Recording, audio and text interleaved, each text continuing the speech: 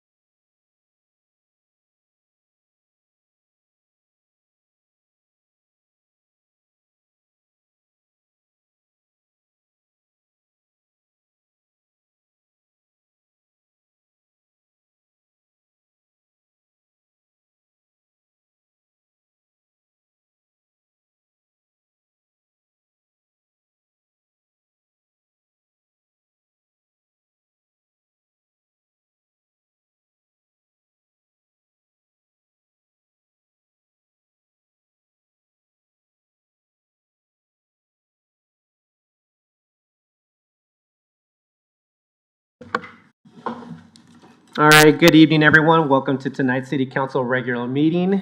Sorry for the delay, everyone. It's about 6:25 now. As I mentioned earlier, we will reschedule the first item for study session, which was the Inglewood Arts Programming Tool. So we will just move on to 1B. And we have Planner Will Charles and Planning Manager Brian Isom here to present the council the non-conforming commercial uses item. Good evening, Mr. Charles. Good evening. Let me just jump on ahead. All right, cool. Yeah. Good evening, Council. So as you mentioned, we'll be talking about non-residential, non-conforming uses in residential zone districts. That's the only time we'll say all those words. Usually these are called legal non-conforming uses or NCUs. Sometimes also you might hear the term grandfathered. All kind of the same thing when it relates to these. So these are businesses that are located in residential zone districts, and then through no fault of their own are now a prohibited use. So they could not go in today, but they're allowed to remain as is, and there's not like a creation of new ones or things like that. So this could be through a rezoning, annexation, changes to the zoning code, things of that nature. So what does this non-conforming use status mean? So for these properties, they can basically stay as is. So they can, they can do their business within the four walls of their structure. No expansions, no changes of the type of business that's being run in there. You can, change ownership of the business. So an office can leave and an office can come in, but an office can't leave and a grocery store quit. So with these restrictions, it can cause some hardships on these business and property owners, specifically with the kind of disconnect between kind of what you expect from the property of it being this commercial structure, but with the reality that it's in a residential zone district. So there's that kind of disconnect between the value of the land as well as the amount of options available. And then additionally, a lot of these were built with a commercial use in mind. So a lot of times they'll be built, further up towards the street, things of that nature, in a more of a commercially oriented structure than what's allowed by the residential district. So just kind of a few examples around Inglewood. So the top left being a construction office, the top right being a barbershop. So for this one, if they ever wanted to come in and say add additional stalls or seats for, say the business is doing well, they want to add more barbers to the shop, that could potentially be something where it would be prohibited by these non-conforming use regulations as they are today. Probably one of the more well-known ones is God Save the Cream down in the bottom left of this slide. So for them, they are technically a grocery store use. So all of their products need to be packaged for off-site consumption. So that's why if you ever go there, you can't buy like an ice cream cone. You have to buy a pint of it. And so that's kind of a limiting factor based on these non-conforming use regulations as they are today. And then the bottom right is a office space. So this one has a non-conforming use for general office. When we talked to the business owner or the property owner for this one, his main thing was, a lot of medical offices would, be more than happy to lease in his structure, but because it's specifically a non-conforming use for general office spaces, none of those could actually go in there with the current regulations. So just taking an overall city view, there are 12 of these. So there are two that you can see highlighted in red. One is taking their non-conforming use out to do, or they're planning to do an accessory dwelling unit. And then the other one is a property that was within the global storage planning development that got approved about a month ago. So now there are currently 12 of these throughout the city.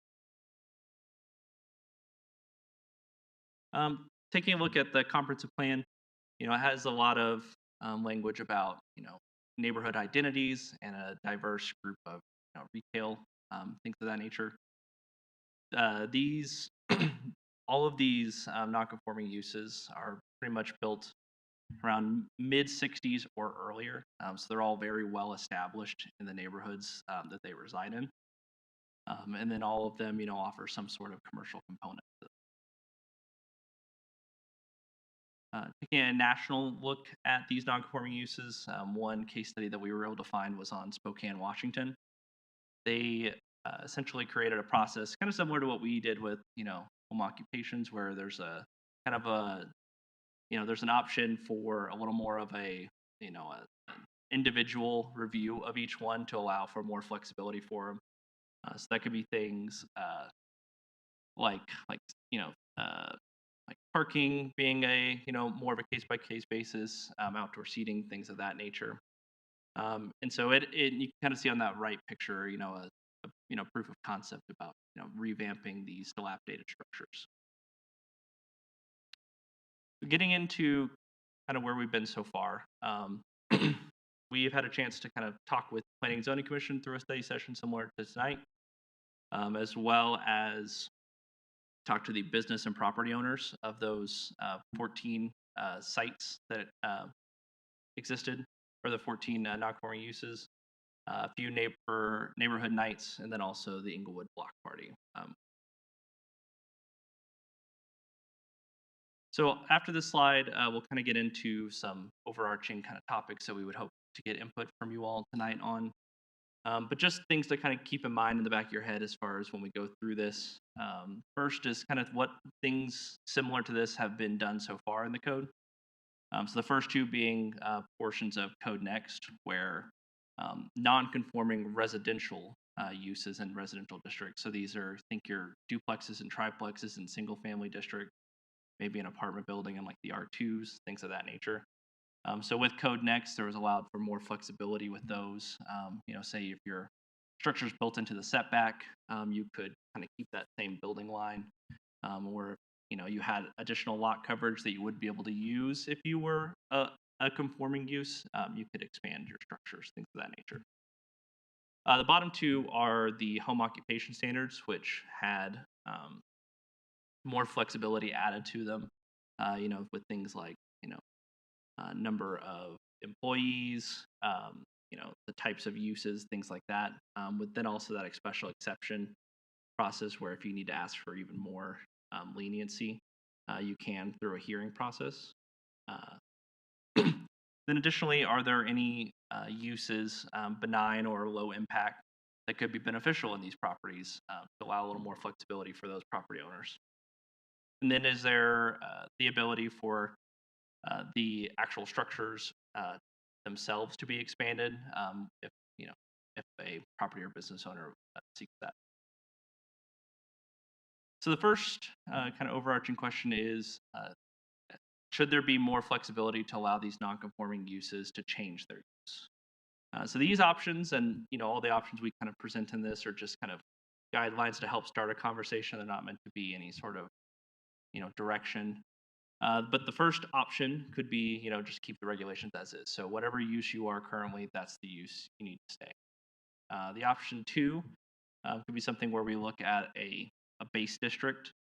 So right now the MUR3A is the least intensive commercial district that we have. So this one allows for basically these kind of low impact, not a lot of activity each day, some more office uses, medical office, that kind of thing, where there's a more controlled amount of customers coming in. And then the option three could be something where maybe there's a specific list explicitly for these uses, so something kind of more similar to home occupations. During our outreach, we talked to, again, the Planning and Zoning Commission, property and business owners, as well as the public during neighborhood nights.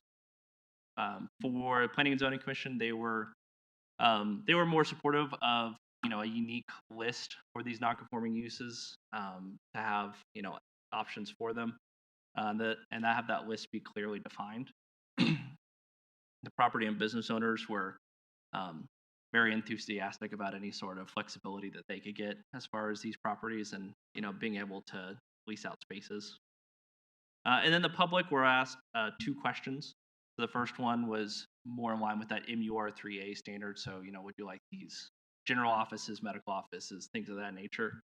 And then a secondary question that asked about restaurants, retail stores, and grocery stores. And both of those were unanimously yes as far as responses we got back.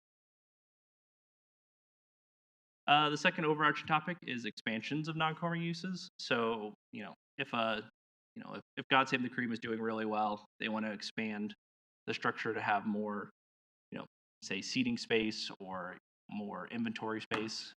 Is there, any sort of, um, is there any appetite for allowing those types of expansions?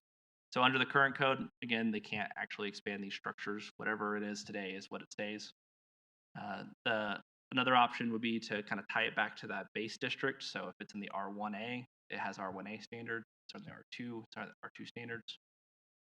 Then there's also the option kind of similar to the first question, where do we tie it back to like the MUR3A, the lowest intensity commercial district? Or is there something where it's a unique list just for these non-conforming? Just taking a look at that on this chart, you can kind of see what these standards would look like for the districts that they're currently in, as well as what that MUR3A would look like.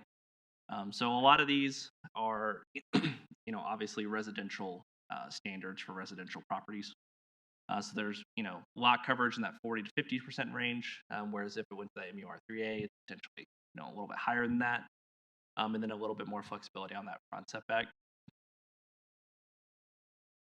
When we asked these questions to the groups, Planning and Zoning Commission brought up that they felt like these are commercial properties, and so it should be looked at through a commercial lens. So maybe a set of standards that are specific to them would be more appropriate than trying to kind of push them back into those residential district standards. The property and business owners noted that a lot of their structures currently kind of push right up the sidewalks. So a lot of them, even if you did the MUR3A standard, would likely still have some sort of nonconformity to them, just based on setbacks and things of that nature. And then the public overall was in favor. Additionally, on these 4 expansions, there were members of the public that were in favor as well, that wanted to specify that these should be for very limited expansions, not large pop tops of these structures and things of that nature, where it wouldn't kind of fit as well into the character of the neighborhood. And then the last question, or overarching topic, is should there be allowances for updated site conditions? So for right now, the properties can't add things even beyond the structure itself. So if you wanted to do an outdoor garden, that'd be prohibited by the code currently. If you wanted to do like a patio seating area, things of that nature, they'd be prohibited. So kind of same options. Is there a base district we tie it to? Do we keep it as is, or is there more of unique standards? Again, similar to the last one, they generally P&Z was in favor with some sort of hearing process if there was additional expansions beyond maybe loosening up the code as it currently is. The property and business owners, especially the ones that do more of a retail or food oriented business, were very in favor of having more options for seating and things like that. And then the public, when asked these questions, was also in favor of some flexibility, but with limitations to how that functions. This chart just goes through when thinking about these regulations, and if there are any changes about how to administer them. So we don't get tied up in the weeds of this chart, but basically the kind of further right you go, the more public input opportunities there are, but also the length of time and the cost associated with that review goes up. So just kind of keep that in mind when we discuss. And then similarly, to the last ones, the groups were in favor. The uh, property and business owners, mentioned that they are all small business owners, so any additional requirements or cost associated with it can be challenging. But overall, any sort of flexibility would be welcome. Then we also had our one-on-ones with the business owners, and these were questions that came up with them. So a few of them asked about they're in residential zone districts. Is there any appetite for allowing them to build the residential units they would have been able to build if their business wasn't there? So if you're in the R1A building that one unit in the ADU that you could build associated with it. So we told them we'd bring up that question tonight. The other one, is there any room for like pass-through windows? So something where you can be outside the business and like order through a window. And then also one not necessarily for tonight. This one's more for the county, but as far as property taxes and how they're governed as far as if these changes would have any impact on that. And then lastly, one that didn't make it into the slide just based on when we got to meet with the business, but currently, if the structure was ever to burn down through no fault of the business owner, if the entire structure or more than 60% was to burn down, they would actually have to go back to a conforming use. So if you're a commercial business burns down, now you have to be a residential property. They were wondering if that was also something we could take a look at as far as allowing them more reassurances as far as being able to rebuild. So with that, I know I went through that pretty fast, but we were hoping to get input on those, 3 overarching topics, and then anything else you guys wanted to provide input on. Mr. Charles, thank you very much for the presentation. Member Russell, you have the first question. Yes, thank you for the presentation. And so were they non-conforming uses before we did Code Next updates? All of these should be non-conformings before Code Next. And did Code Next change anything other? Could they do these things before, even though they were non-conforming, or they couldn't do it then either? Yeah, so the non-conforming standards prior to Code Next and current are the same when it relates to these 12 to 14 businesses. Okay, I appreciate that. And then there was a person that came, I don't know, maybe it's been a couple of years ago now, time kind of flies, that theirs probably was not a non-conforming business, but was a non-conforming use because of the lot or something. So this information wouldn't apply to properties like that. Correct. And likely if that person was to come back today, they would probably receive a different answer as far as, prior to Code Next. So for residential nonconformities, so those ones where maybe it's an additional unit on the property or you're in a setback or things like that, there is more flexibility to allow you to basically kind of build up to the same intensity as what you'd be able to do if you were a conforming use. So if that person was to come back, they might have more flexibility than they had before. Okay, thank you very much. Mayor Pro Tem. My question goes a little bit beyond maybe what you presented here, but when I look at these businesses and the ones that are struggling to do exactly what they want to do, sell ice cream cones, that kind of thing, I see businesses these are neighborhood gems, and how do we get more of them, Like, how do we make these into conforming uses? And I mean, I would love it if there was an ice cream shop down the street in a residential neighborhood by my house, a place where I could gather together with my neighbors, or a coffee shop, or a little restaurant, or maybe any variety of other uses. I think we would benefit to have more of these. It would bring life into our neighborhoods and provide third spaces where people could gather and that kind of thing. Is there an option for expanding beyond this and making these something that we could, encourage more of? Yeah, I think so. For this, we kind of kept it limited in scope just because of the businesses that were asking for these reliefs. I think it kind of goes back to the old corner store, and a lot of these, that's kind of what they were. So they were corner stores, and most of these are on corner lots.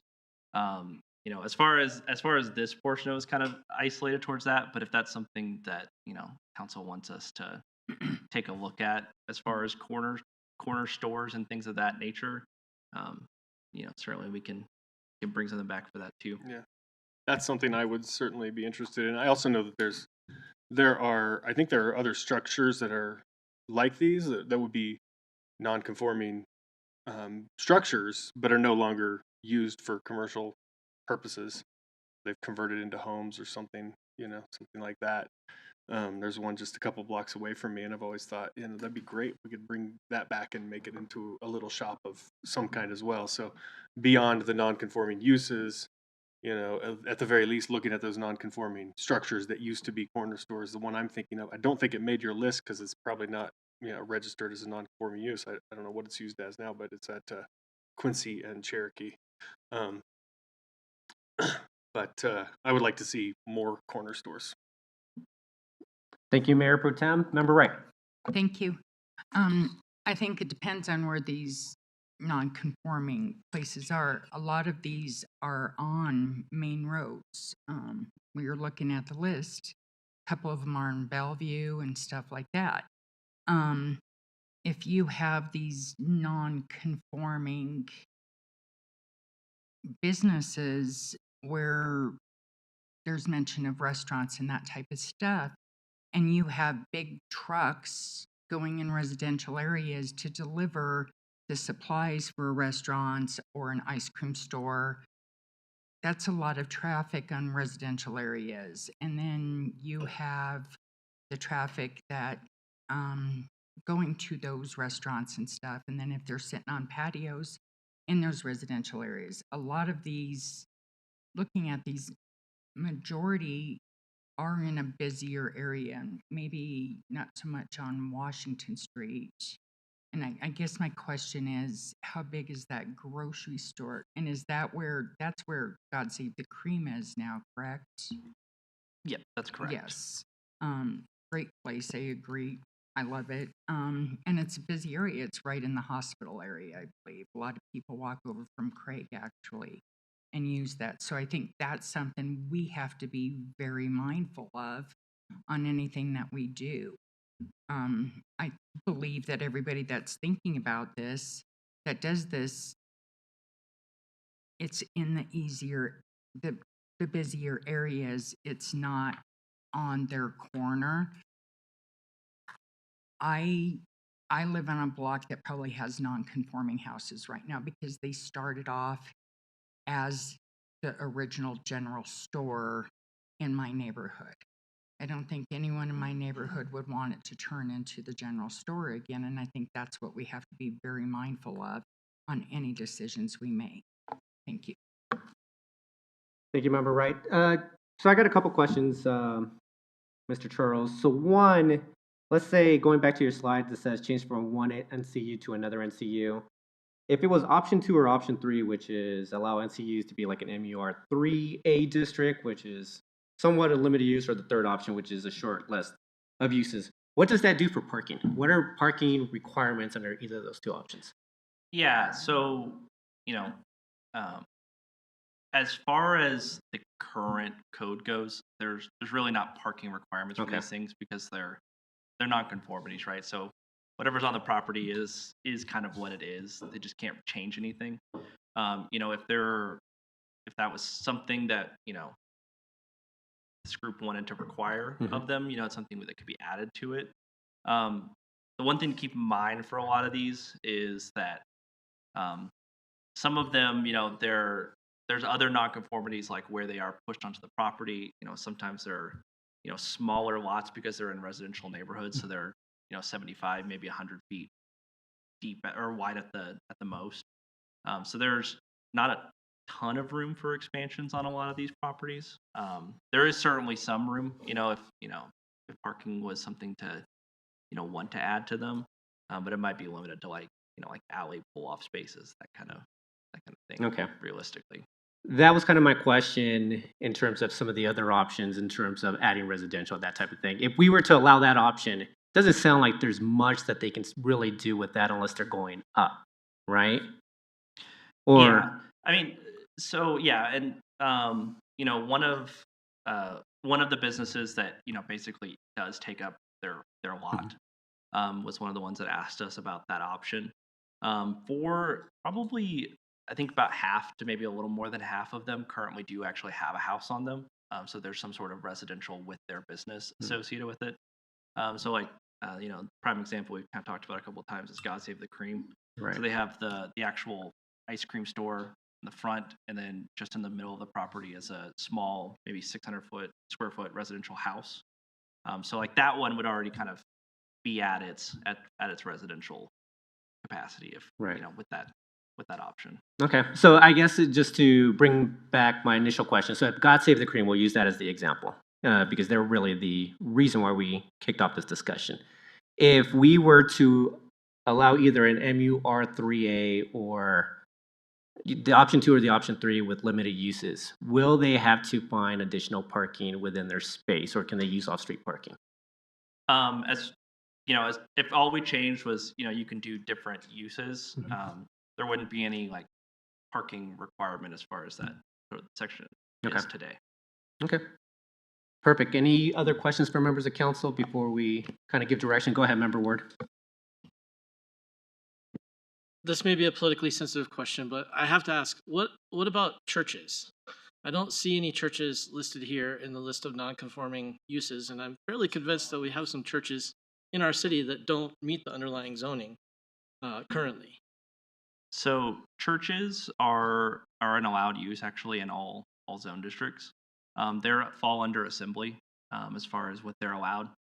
There are additional lot size and area and width requirements to do with churches, but churches as a use are allowed in all the districts. Yes, I see that, but I also see churches that don't meet the lot size that are presumably grandfathered, which we would, if it was a commercial building of another kind, we would say it's a non-conforming use. Correct? So, yeah, so I think what you're asking is so if it is literally just the use, so not eliminating all the requirements as far as what it would be required to be that use, but just the actual use itself.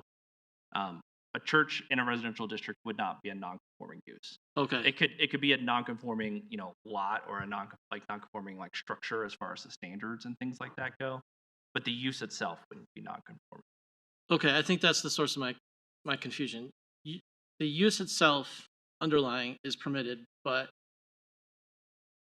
in the case of a church that doesn't meet the zoning requirements now, what would be the terminology that we would use for that? Yeah, Brian, I don't know if you have the So options. it could still can be considered to be non-conforming, not necessarily use, but like site characteristics or specific use standard. We could look at it from the stance of churches and assemblies fall under the public and institutional use category, and we're strictly looking at commercial and other non-residential. So if we're trying to make that distinction between the two, we can draw it there, so that if that's what you're trying to do, is to necessarily or not necessarily include churches or other assemblies. We're just going to call them assemblies, to include those or schools, things like that, because those are not things that we necessarily want to jump back and forth. Schools, things like that are very much larger. Right. So we could limit it just to things that are in our commercial use categories and our industrial and manufacturing, because there are one or two warehouses that are included in these non-conforming standards. So I guess the question that I'm trying to get to the heart of is let's say we have a church now that's in this area and they sell and the Elks want to buy it and build a lodge. Still an assembly, not a religious assembly any longer, but still an assembly. Is that transaction allowed or is it not? So we look at all assemblies the exact same way. That's in order to keep in line with federal laws. So whether it's a church or a fraternal organization, as long as it's an assembly use, it's an assembly use. If the use existed right?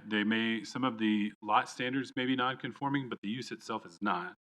As Will was talking, there's some allowances in all the residential districts for neighborhood assemblies. As you get bigger, there may be a little bit more issues, but the uses are okay. It's just that there's some general categories, some site allowances that may trigger. But say if one assembly moves out, another one comes in within that same time period, they would be allowed. Okay, thank you. So I'm going to bring it back just to option 2, the MUR 3A. The way I'm reading this, it doesn't allow for some of the current businesses that are in that we're speaking about. God Save the Cream or the barber shop. I believe even the construction company.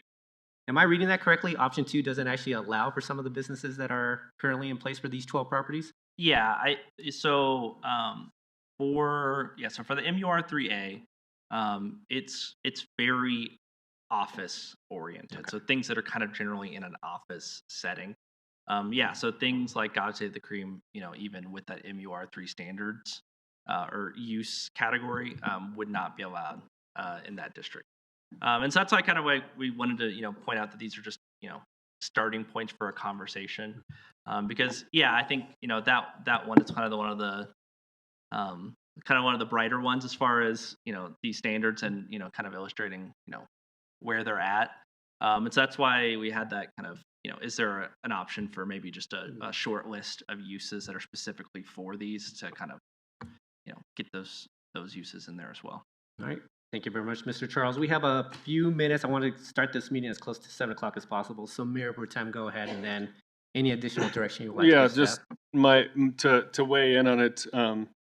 Not hearing support or excitement from council of expanding these. I would lean towards option 3, though. I don't know how how short I would want the list there. I think I could think of a lot of uses that I think would be beneficial within a neighborhood. I know Councilmember Wright mentioned that nobody in her neighborhood would want a general store. Well, I know at least one person in my neighborhood who would want a general store, and that's me. I mean, I think I grew up near a town that had a neighborhood general store, Benny's, operated by Benny, and it was right in a residential neighborhood, and everybody loved it. They walked down to Benny's, they got whatever groceries they needed. Those kind of those are. That's kind of a nostalgia I'd like to bring back. I think we could use more of that kind of thing. I know I don't think we would be getting King Soopers into a little neighborhood. The lots aren't going to be big enough for those kind of things. So, but to allow for somebody to come along and start a little general store, absolutely. General store,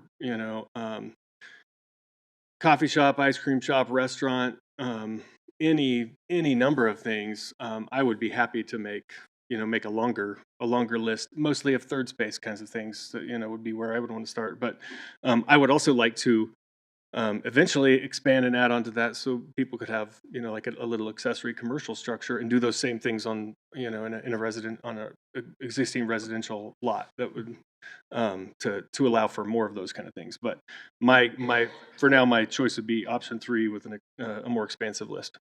Thank you very much, Mayor Pro Tem.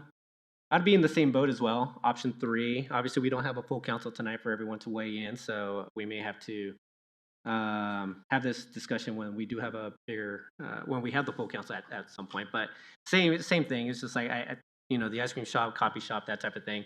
The other thing that I've noticed with some of these properties is that they've constantly been turning over, and part of the reason why is because we're just limiting the space. So we have not necessarily vacant properties, but they just seem to turn over because, unbeknownst to them, there's just restrictions on what they're able to do with the property. I don't have as much. The only thing I'm really looking for out of this is just increasing the uses for the property. I haven't really thought much about what other uses they should have or whether or not they should be able to expand. I need to do a little bit more research on that aspect of it, but for me, it's just more important to support the small businesses that are looking to do businesses in Inglewood and be less restrictive with what they're able to do with with that property. So I will, if there's any further questions, go ahead, Member Russell. So can I ask, like God Save the Cream, originally that was a grocery store. Could it revert to a grocery store under? So the non-conforming use itself is still a grocery store. Grocery store, as far as the actual definition in the code, kind of extends to like more of like the things you might think of like a barbershop, bakery, things like that as well. So things where you're going to take the good and eat it off site. So take it back home, eat it there. So God Save the Cream currently operates where they sell everything in prepackaged like pints and quarts and containers and things like that.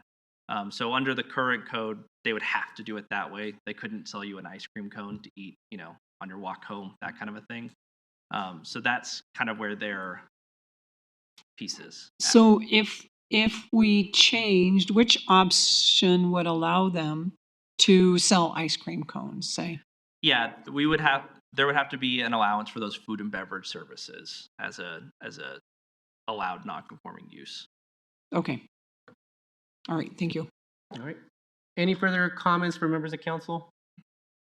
Mr. Charles, thank you very much for all the research you did on this and for the presentation tonight. We may have to find another study session to get full input from council, but I thank you very much for your time on this. Appreciate it. All right, members of council, we are a little bit after 7 o'clock. Will we get to just begin the meeting, or do we need a short break? Quick break. All right, let's take a quick 5-minute break. It's 7:02. If we could be back at 7:07, we will start the meeting. Thank you very much, everyone.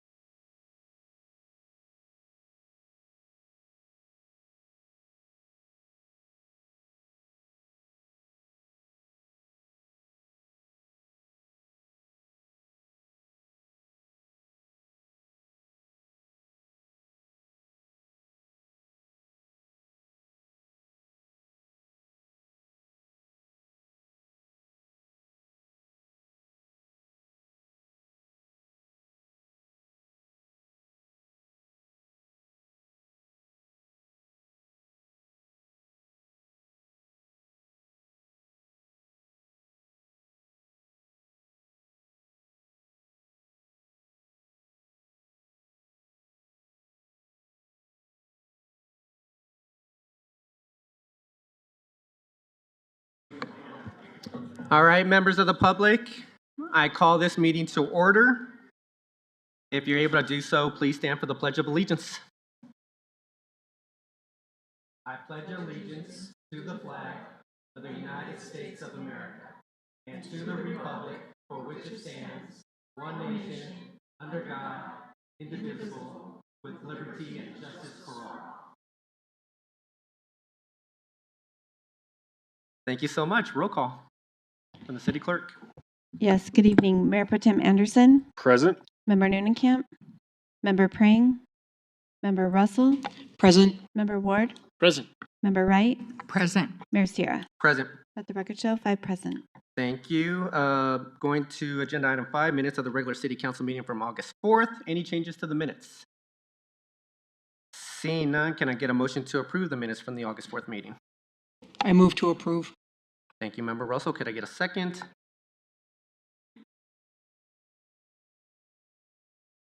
Thank you very much. I think it was Member Wright, actually. Nope, I think we're good. All right. All right. Yeah, I got everything on my board. All right, when you're ready, please vote. Let the record show 5 ayes. Perfect, thank you. We're now moving on to recognition. Let's see here. So first, the Inglewood City Council would like to express our sincere appreciation for the dedication and hard work of our board and commission members. Your commitment to serving our community plays a vital role in shaping the future of Inglewood, and we are grateful for your time on the commissions, your expertise, your passion that you brought to these important positions. Thank you very much for your continued service and contributions to making our city a better place for all. We're going to announce each of your names. If you are present, we would take an individual picture before I ask all members of council to take a group picture as well. All right, thank you.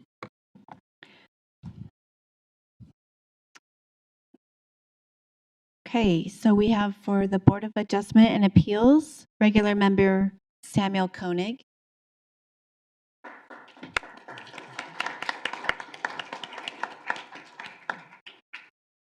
Okay, Budget Advisory Committee, regular member Jay Knight.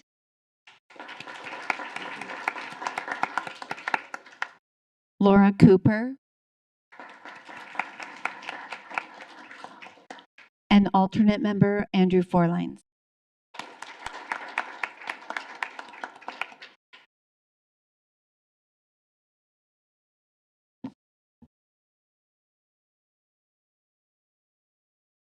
For Code Enforcement Advisory Committee, we have regular member Sonia Strom.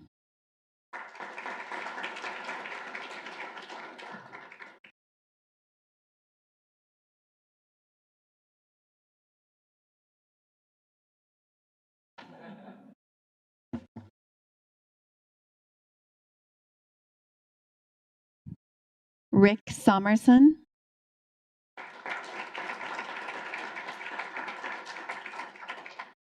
Matthew Mitchell.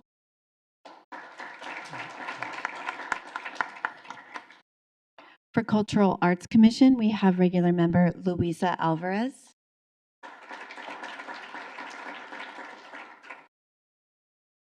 Ryan Kelly. And alternate member Jenny Lynch.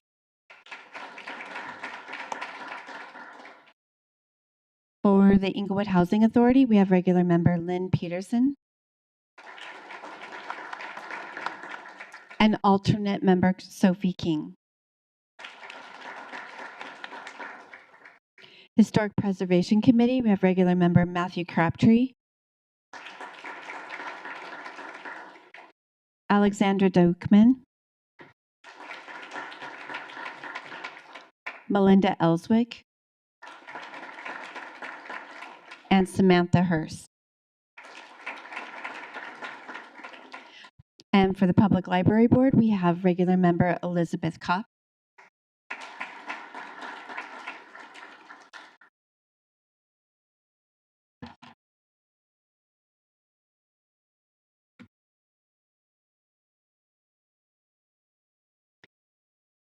For Sustainability Committee, we have regular member Patrick Fitzgerald.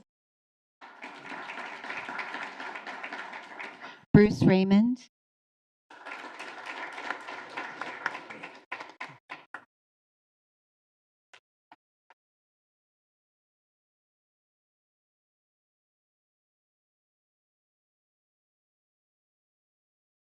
Tanya Faust,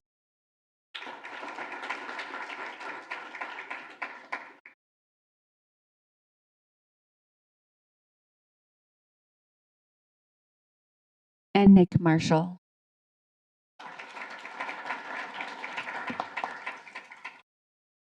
And for the Inglewood Downtown Development Authority, we have Thomas Carr, George Gastis, and Joe Phillip.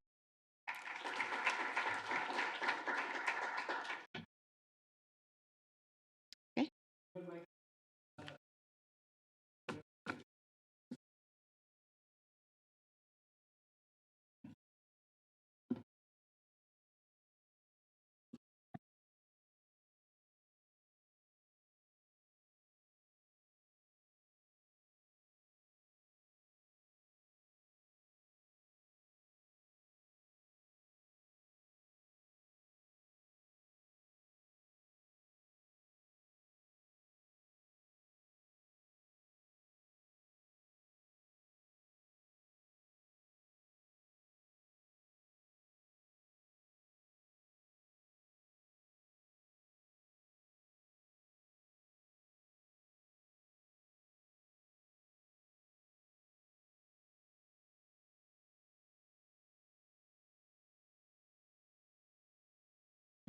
All right, everyone, we're moving on to 6B, I believe. So now City Council would like to recognize the graduates of the 2025 High Performance Leadership Program, a rigorous 5-month master's level leadership development experience designed for employees across the city of Inglewood. The HPO program officially launched in January 2025, offering participants the opportunity to grow as leaders through a blend of academic rigor and real-world application. This intensive program was open to any interested city employee, regardless of their supervisory status.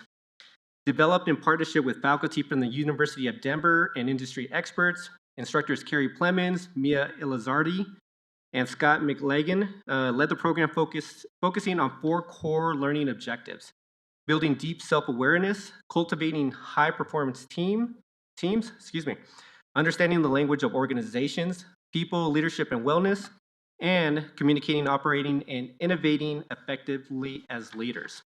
Throughout the course, each participant collaborated in a small group project, applying course concepts to real challenges. These projects were presented in the final session, demonstrating both critical thinking and practical leadership skills. The program ran in person every other Friday from January through May 2025, with participants also dedicating time outside the classroom to individual study and group collaboration. We commend these graduates not only for completing a demanding leadership program, but for their commitment to public service, their willingness to grow, and their readiness to lead at a higher level. Congratulations to the 28 employees who graduated from the 2025 cohort for this program. Thank you very much, everyone.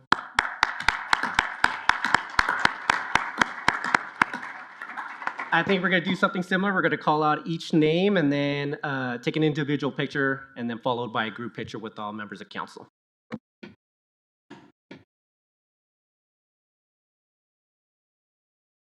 Okay, we've got AGA Futro.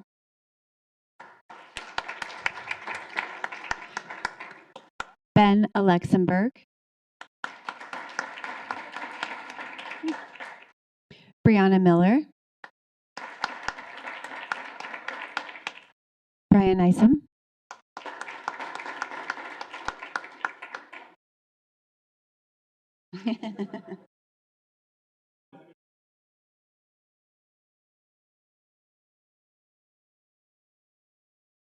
Carrie Watson.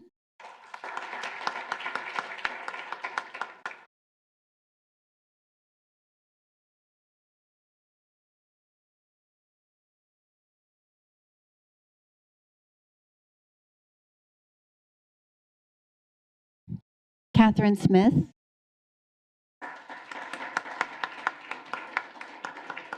Chelsea Heaton.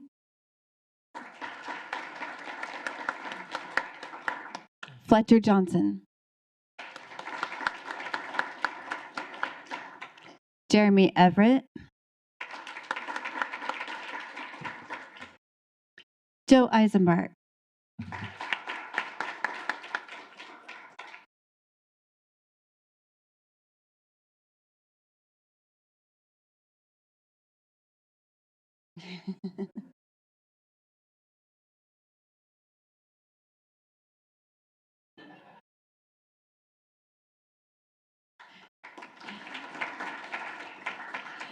Katie Fowler.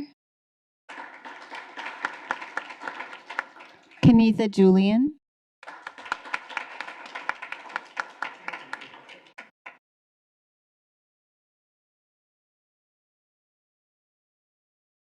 McKenna Shaw.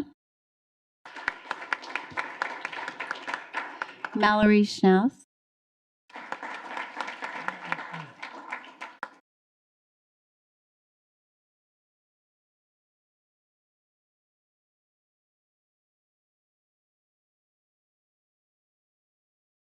Maureen McCahey. Melinda Goblersch.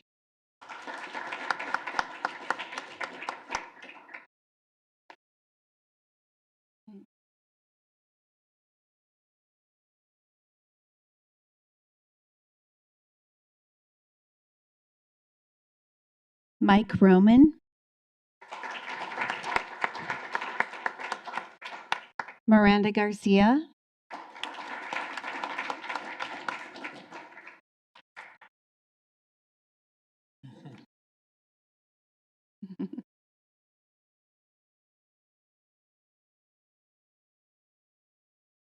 Nancy Baum.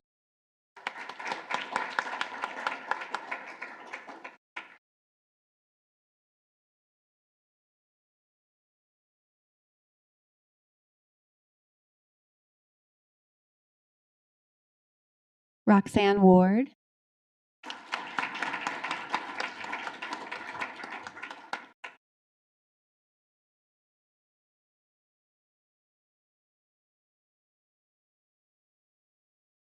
Scott Ball.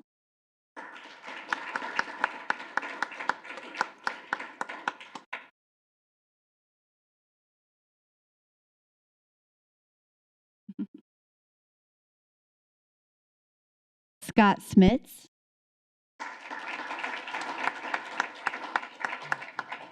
Shauna Tabling. Tasha Neal. Tim Dodd.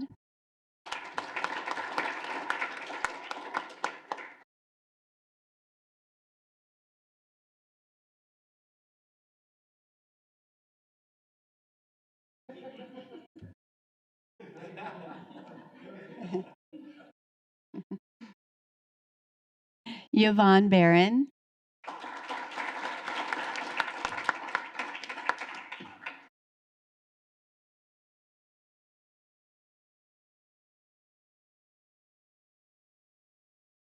And Stephanie Carlisle.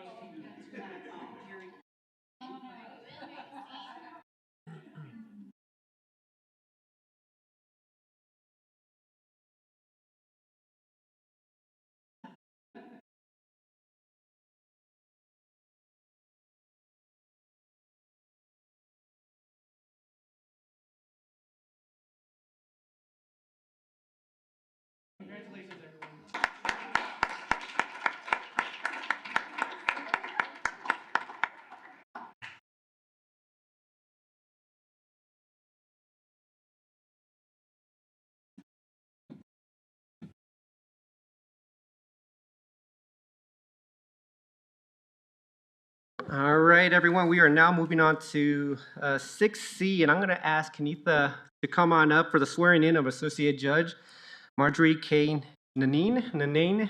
Sorry. Nanian. Nanian. Yeah. Nanian. I should have asked for the pronunciation. Apologies. Kenitha, good evening. Good evening, Council. Kenitha Julian, Court Administrator. I'd like to introduce our newest Associate Judge, in which you appointed last month, or actually 2 weeks ago. This will be Associate Judge Marjorie Nanian. She comes with a wealth of experience. She is a graduate of Thomas M. Cooley Law School, and she has been a prosecutor, an attorney in private practice, as well as an administrative law judge and an adjunct professor, college professor. And with that, I would introduce the Honorable Judge Joe Jefferson for the swearing in. Thank you for that wonderful introduction, and thank you, Honorable Mayor and Council, for an opportunity for the swearing in. I just wanted to remind everybody witnessing that what we're observing is one of the great joys of my position is to administer these oaths of office to folks. And again, what we're witnessing through this process is the empowerment and the entrustment of a new person in Inglewood with the inherent authority of the people. Without any further ado, Ms. Nanian, are you ready to take the oath or affirmation of Associate Municipal Judge tonight? All right, come on over here.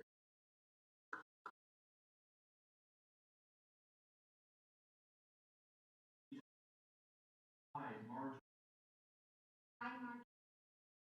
Solemnly.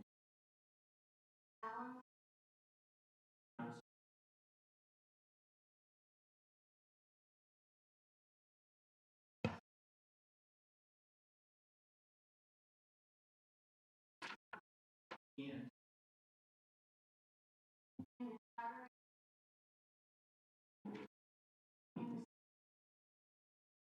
I take without any mental or purpose of evil, and that I will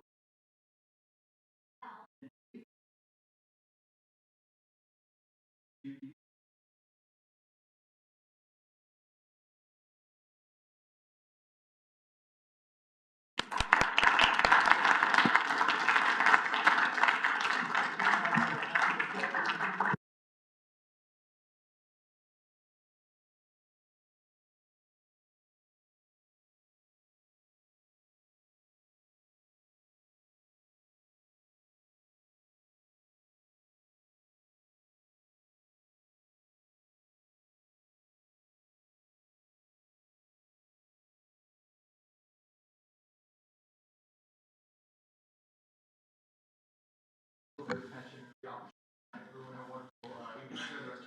Thank you so much, and congratulations, Associate Judge Nanian, Your Honor. Thank you so much for such a special day today, so thank you so much.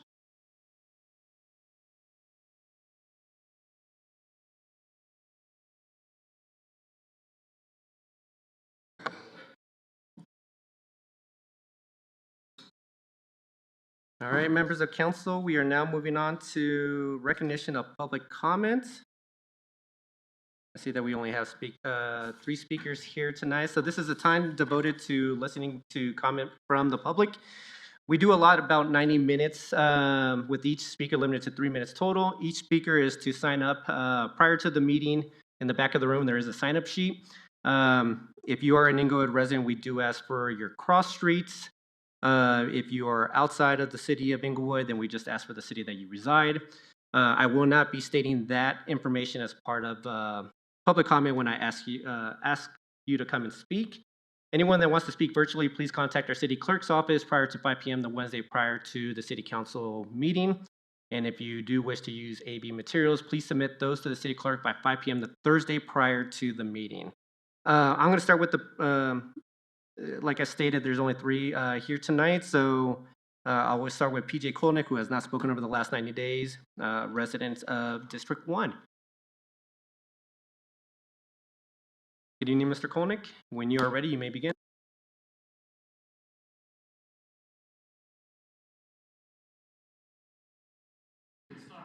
There we go. Oh, yeah, the big star, of course. Council, thanks for letting me address you tonight. So it's come to my attention that next week you'll be looking at a study session for House Bill 1152. If you guys remember, the state of Colorado passed a bill that required all municipalities to allow ADUs within their zoning code. Good thing for us, when that bill came out, Inglewood was actually really far ahead of it. There's very few changes that you really need to do to be compliant with the law. not only compliant, but also eligible for anywhere from 10 to about $13 million in like state grants for ADU administration, housing, other things like that. A few things that they're looking at considering, I thought I would just advocate on behalf of just a few things that are worth the detail. One of the things is reducing the rear setback.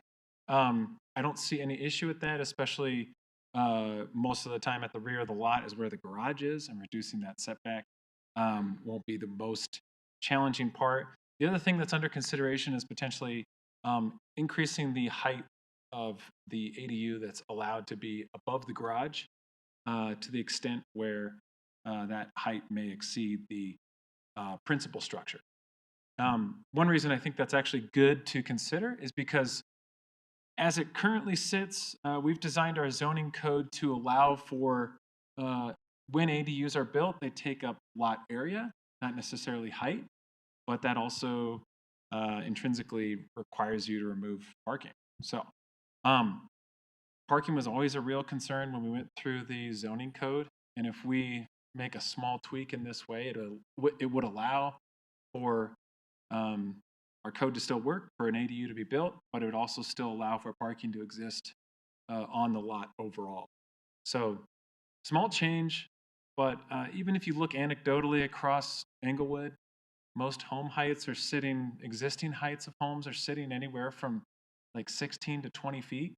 So if you make this small change, allow the ADU to be built over the garage at the back of the lot, you may only be exceeding the principal structure by about 5 feet. I would say the height is actually less consequential than the bulk plane. If you remember, the bulk plane is kind of that imaginary tent under which you have to build the structure. And if you go back and review our code, the bulk plane actually is more restrictive than the height limit itself. And so it really inhibits at some point how tall a structure can be just by the very nature of the dimensions of it. So between the setbacks and considering height and allowing an ADU above a garage, even if it exceeds a principal structure, I think those are two things that are really worth considering. They're small changes, and they allow us to be compliant with the state law. So, Thank you very much, Mr. Kolnick, for coming tonight. Any questions for members of council? Seeing none, thank you very much for your time tonight. thanks, guys. Up next is Kathleen Bailey, a District 4 resident.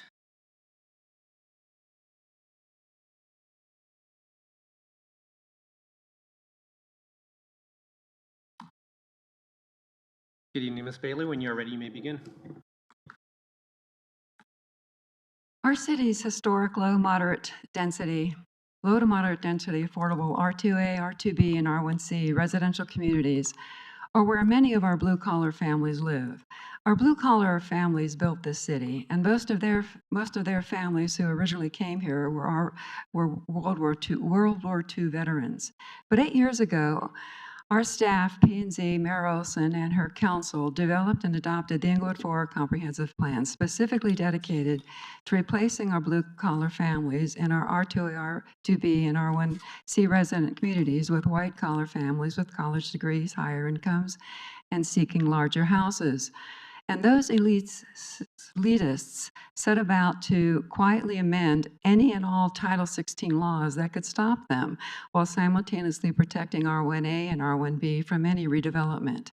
They were so proud of their elitist goal that in the process of the development of their gentrification plan, these prejudiced elites actually declared in writing, quote, "Our non-college degreed residents with smaller than average incomes living in smaller than average homes are deterrents to the goals set out in their Englewood 4 Comprehensive Plan."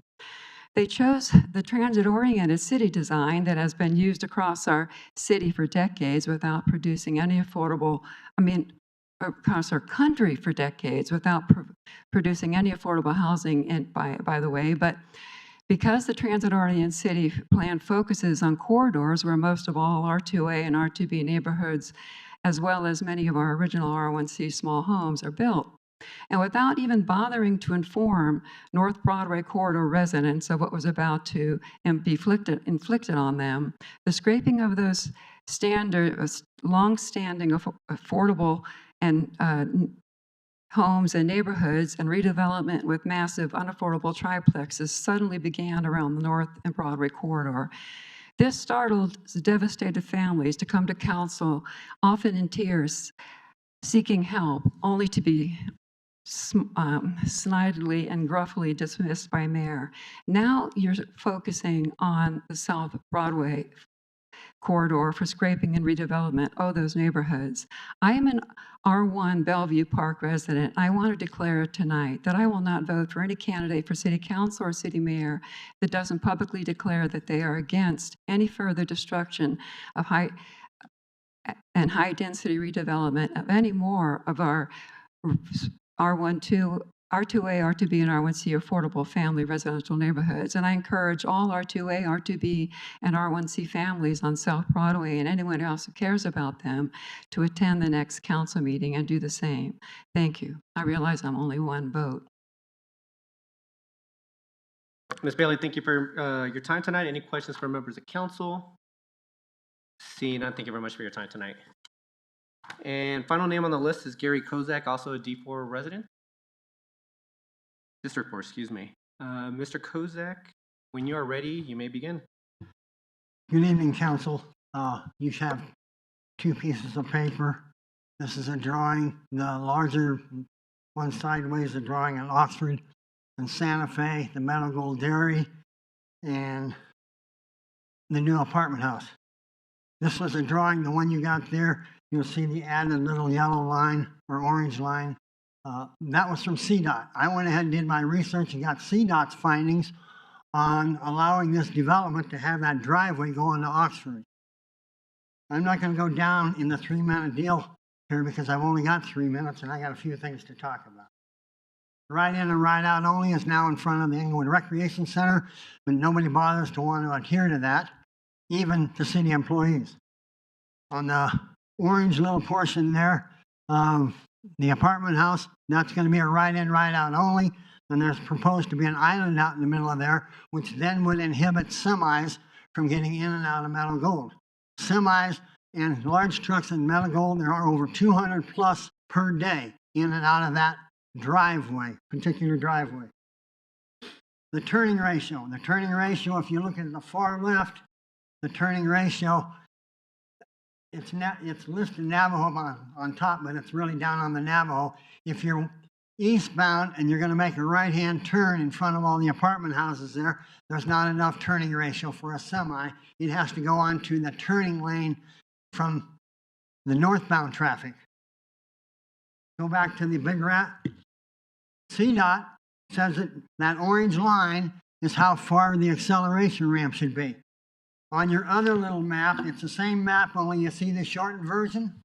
That's the one that was supposedly claimed on your PUD. I happened to talk to the neighbor and find out that no, that's been changed because the sidewalk is set back so far that they're going to just take the neighbor's driveway and then have a sidewalk jot back out in front instead of taking the easements. To go ahead and get an easement, it's an assessment easement acquisition, okay, requires notification of the owners and possible city council reactions. My neighbors were not contacted before. Now recently, your mayor had gone and talked to the house that my mother used to live in and took pictures of the cracked foundation and stuff, but he did not have it tested for the sewer line where they drove that big, huge steel rod into the ground. And then he informed them that that's up to the owner to go ahead and go after the construction worker. The owner has not been officially notified. They've attempted to contact her, but... Mr. Kozak, your 3 minutes are up. Mr. Kozak, thank you very much for your time tonight. Any questions from council? Go ahead, Member Wright. Thank you. Okay. Mr. Kozak, this is from CDOT that you received? Yes. Okay. This was one of their... CDOT went ahead and proposed everything before this Oxford corridor was set. Okay, now, so... the drawing on top, I did the drawing. Okay, so the yellow line is going into private property, correct? Or orange line, I'm sorry. The orange line, that orange line there, the wide orange line goes into the apartment houses. There's 600 parking units in that they're going to have 600 cars coming in and out of that per day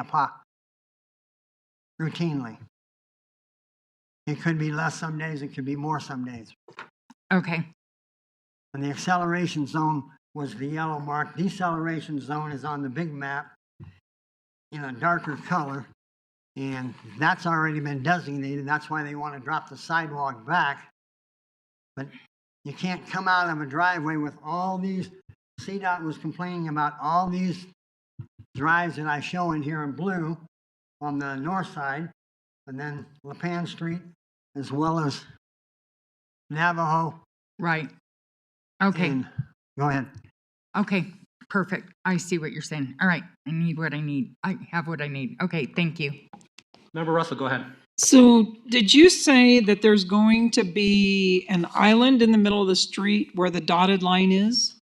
Yeah, but it won't go all the way up. It's just supposed to be right in front of that orange square you see that is from the apartment houses coming out, so that they'd have to make a right-hand turn. They cannot make a left-hand turn. It's a right in, right out only, because they'll have a little wall up there. But that little island out there is going to restrict the semis trying to get into their driveway. Going eastbound. Okay. All right. You see, the Metal Gold has an acceleration lane there that wasn't long enough. It's proposed, but that's the bike lane. And CDOT also showed recommendation that the city of Inglewood is going to put a 6-foot bike lane on the south side of Oxford. And if you go down to Oxford and Santa Fe, you go underneath the railroad tracks, there is no sidewalk on the other side of Santa Fe. So great, let's make a bike lane over there and then have them cross. You're putting in a crosswalk that is over 1,000 feet away in a round trip ticket from the rec center. So a kid on Lipan Street would have to go up, cross over at the railroad tracks, and then go all the way back to the rec center. And in the process, cross Navajo to get to the light rail crossing, and then cross Windermere to get back on the north side to get to the recreation center. Okay, And thank they you. Totally opposed the crosswalk at Lipan. Okay, thank you very much. Any further questions from members of council? Seeing none, Mr. Kozak, thank you very much for your time. Thank you. Have a good evening. City Clerk, am I correct? Is this the entirety? No one else online? All right, perfect. And I forgot to mention, but Member Wright is giving the response to public comments. So Member Wright, when you are ready, you may provide your response. Okay. Thank you. Thank you. I don't think PJ, I don't see him anymore. So thank you for coming.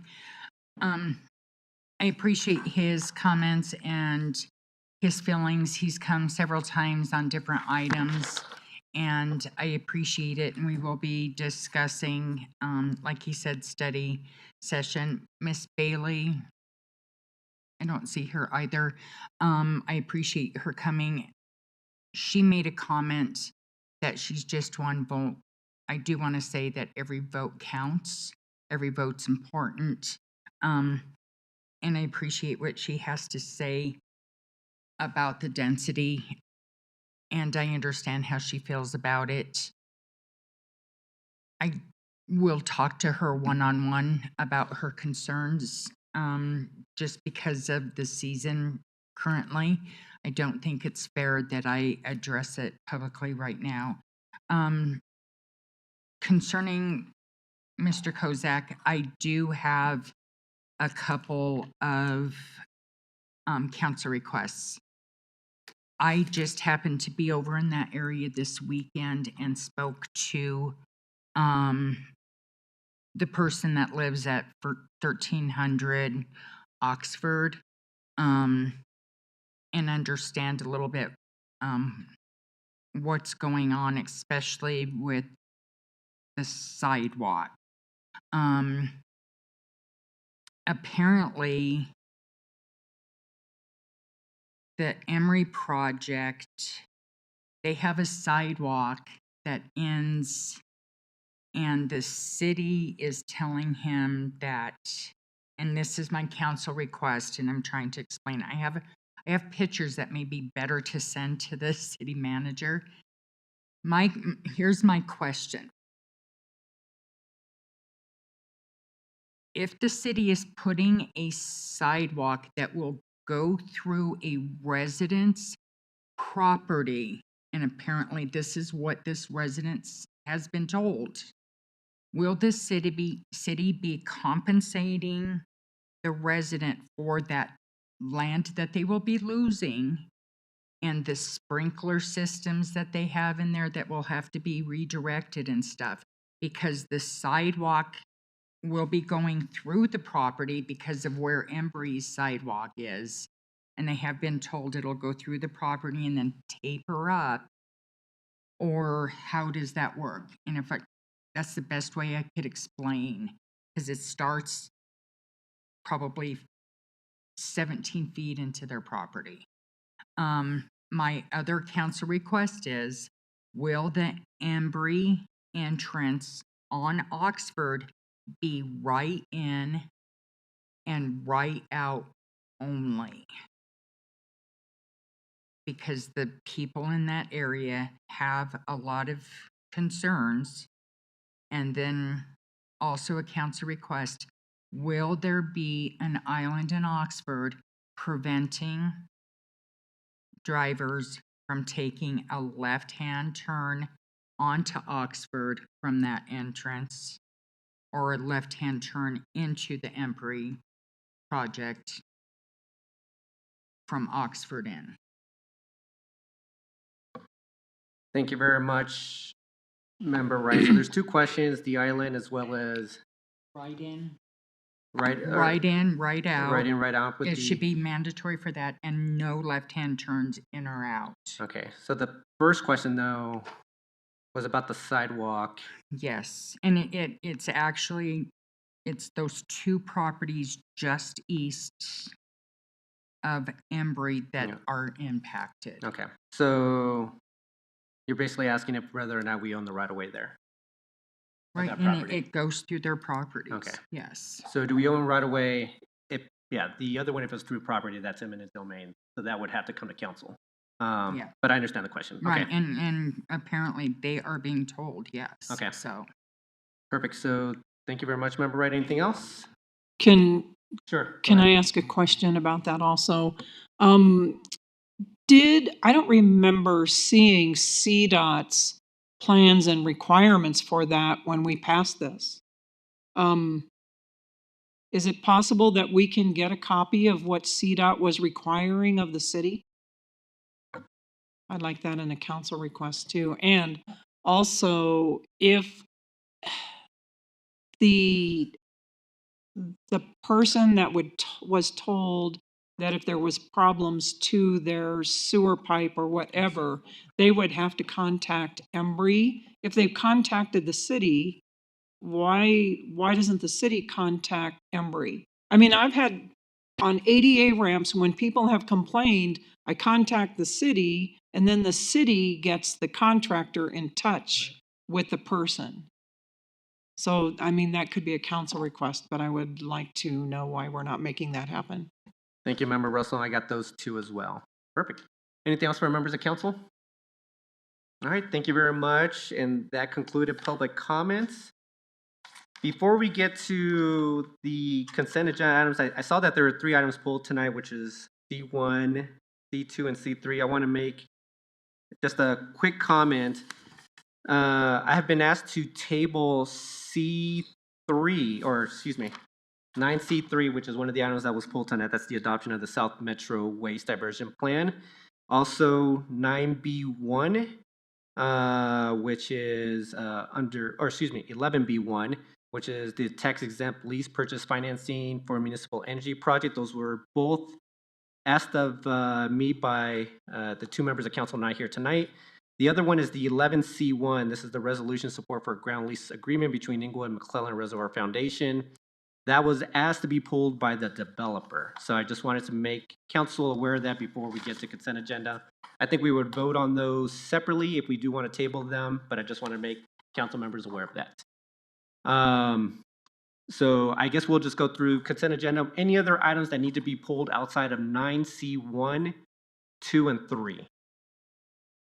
All right. Can I get a motion to approve 9A1 and 2, 9B1, 2, and 3?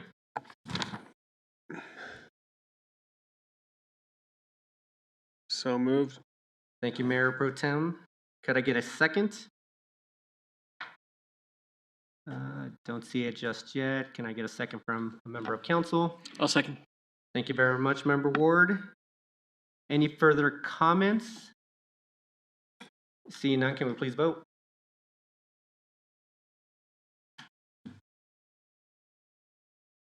Oh, that is slow.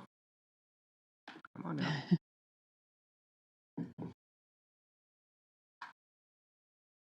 I think there's just one left. Yep.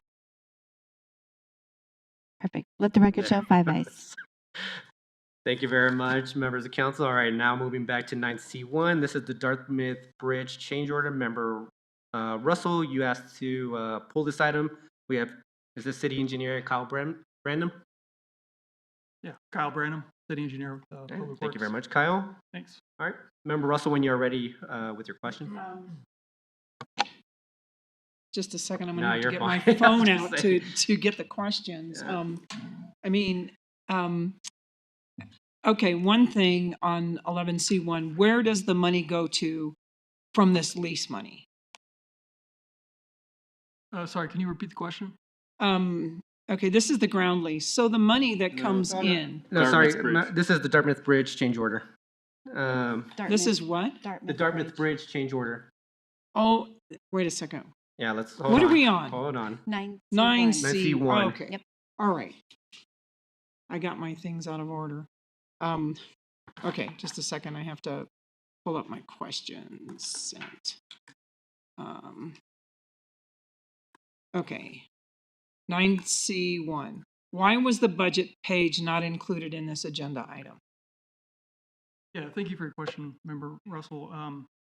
We included the contract approval summary with the attachments, and then in the financial section, we kind of talked about the overages of each, in the section before that, I believe it was the summary, we talked about the overages of each change order, and then in the financial section, we referred to the contract approval summary.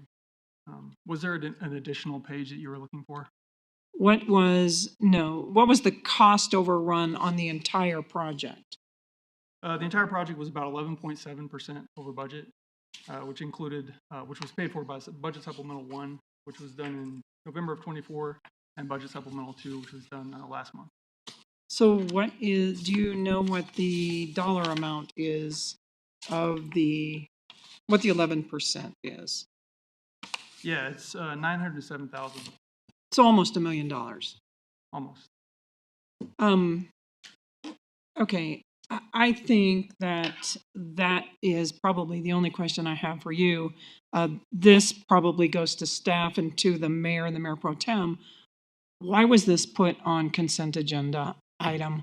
I think what's happening is our budget is in deep trouble, and we're voting on them on consent agenda. The public isn't aware that we're spending $1 million more than was originally, so we owe this money. And so is that why it got put on the consent agenda? I could jump in first, and then city manager, if you want to jump in as well. We actually were having a conversation after you sent the email, Councilmember Russell. I don't recall that we actually covered this during the mayor manager meeting last Wednesday. So that just was an oversight by us in terms of what items should have been on consent. Obviously, one of these items later on, the adoption of the South Metro Waste Diversion Plan, should have never been on consent. But this one, just with the limited information, may have been, when we go over the items during mayor manager meeting, we don't always get a dollar amount. So that may have been an oversight, even if this item was talked about during the meeting. But no, I understand your frustration. Not the intent to just try to push something through, but this one was missed, and I'll let city manager add anything else if I missed anything. I just want to confirm with the city engineer, this money in both of those budget amendments that council had already taken action on fully paid for this change order. Is that correct? That's correct. And so a lot of times when it's a budgeted item that you've already seen, in this case twice, in a council meeting before, so the public has been, informed of the overage as part of the budget amendment. Really, this is a formality just to make the change order to kind of close the project out. So, but we will take that direction from council if you'd like for us to not ever put change orders on consent agenda. Well, Go ahead, Member Russell. I appreciate that. But what I'm really concerned about right now is how far down our budget is. And there were like 3 things on tonight's agenda that have budget issues. And I guess what I don't understand is we just approve the money and it gets put in a budget supplemental or something else. This was not that. I mean, this bridge has been over since the first time they bid on it. But what I'm concerned about right now is council keeps being made aware of the things that are costing us more than we originally intended. Because I think we need to start making decisions based on how much money. Now this has already been spent, so I appreciate that. But thank you. Thank you very much, Member Russell. Didn't see who was next. Go ahead, Member Wright. Thank you. And I'm not sure who would answer this question. Member Russell just said the money's being spent before it comes to council. But one of my concerns is some of the things that I'm seeing, the bid quality was flagging 500 hours and it's over 4,000. At one point, is there a red flag where we're saying what's going on here, and then maybe it comes to council where you might warn us and say, okay, we're getting to a point here where the public and council knows that there's a problem, and so we're not here drilling you on $1 million. And Member Russell's right, we're concerned about a budget right now. We're not, I don't want to say flush, but we're not.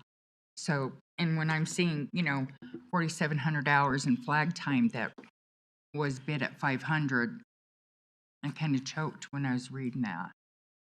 Yeah, I will mention, I did speak with officials at CDOT on who are bridge engineers who deal with contracts like this frequently in the city.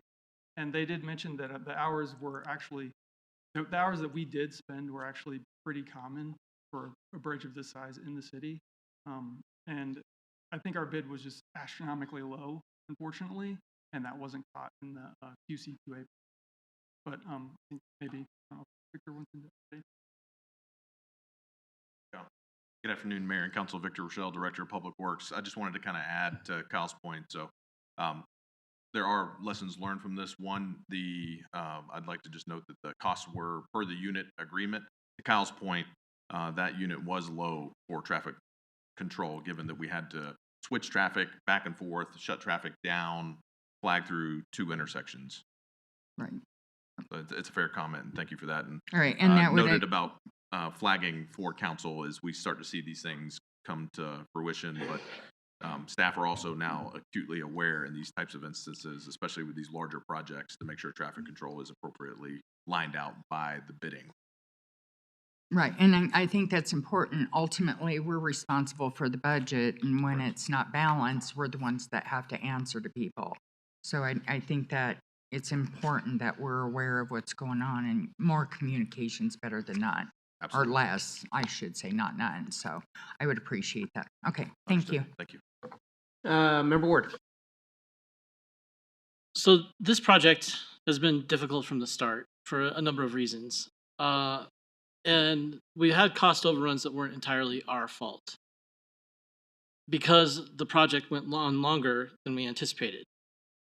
Is the party at fault for that delay taking up any of this cost, or are we eating this entire cost? I'll pass it to Kyle, but I will say there are ongoing discussions with energy providers in the area that contributed to the delay to the point where attorneys are involved.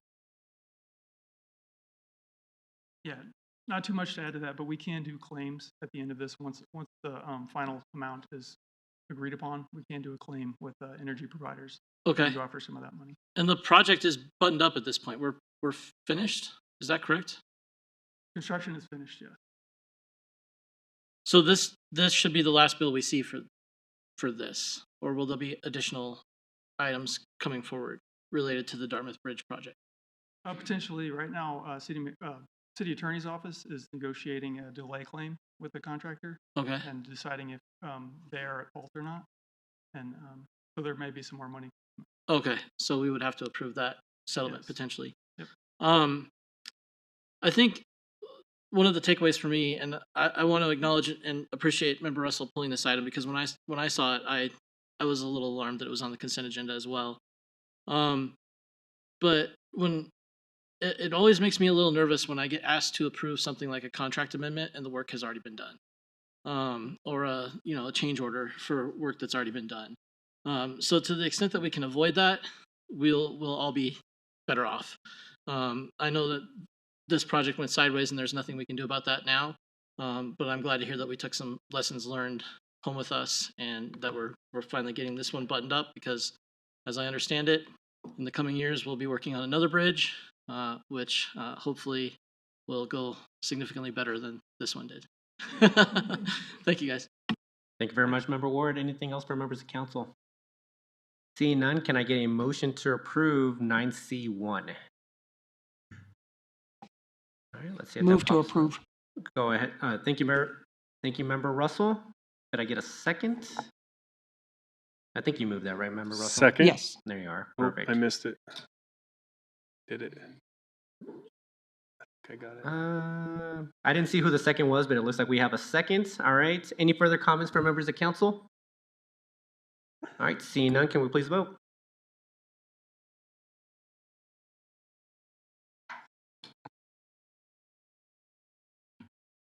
Member Wright. No, let the record show 5 ayes. All right. Thank you so much, and thank you very much, Mr. Branham, for the answers. Moving on to 9C2. This is a contract with Tech Systems Inc. for the upgrade of access control systems within city facilities.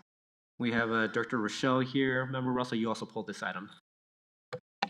Yes, thank you.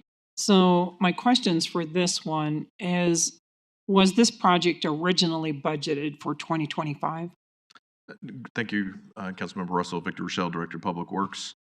No, it was actually budgeted in 2024 for $725,000. And thank you for that. And can each of these buildings be done independently? Great question. Yes, they can be done independently. Currently, they're all under the same umbrella, functioning in identical fashion, identical systems. Having a uniform system allows us to make sure that we're consistent and don't have to have redundant or duplicative badges for staff.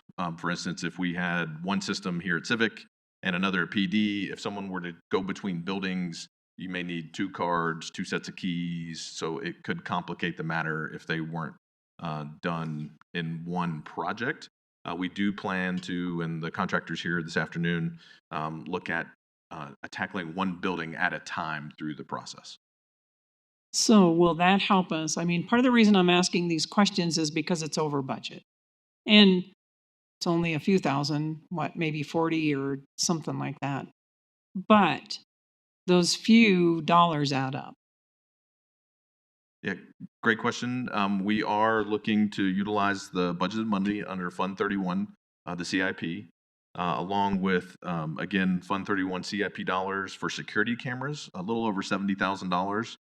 The security camera system will play and interact with this system through the city's already established video camera system.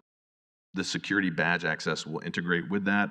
In addition, we also, again, under Fund 31 capital improvement funding, we have a line item for security for both the Civic Center and Rec Center, which will also supplement to make this project whole so that it is fully funded. So, but were those dollars originally budgeted for something different than this? Yes and no. I would say that the Civic Center and Rec Center are for security enhancements, which this will provide substantial One of the challenges we see with our current security system is that it's through one vendor, and that vendor's resources to help us make security adjustments are extremely limited. I would even go as far as to call it a single point of failure.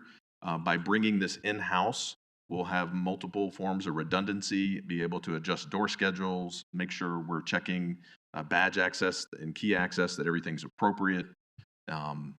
So it's there to supplement and increase security is what I would say for those other two funds. They weren't specifically identified for access, but they dovetail into it and support that access. Okay, and so whatever else we were budgeting that money for, is that we don't need to do those things this year then, or? The only one that may be a question for are security cameras, and right now our system, Vigilon, depending on the location, is maxed out on cameras because of capacity. Need bigger servers, more gigabytes for the data, and things of that nature. And so again, how they all kind of play together, this would bring that all under one umbrella for the city. Okay, thank you, I appreciate that. Yeah, thank you. Any further questions for members of council? Go ahead, Member Ward. I guess the only question I have is, it bothers me a little bit that the police department building is less than 10 years old, and we are spending a sizable amount of money to replace the controlled access systems that we installed in that department less than 10 years ago.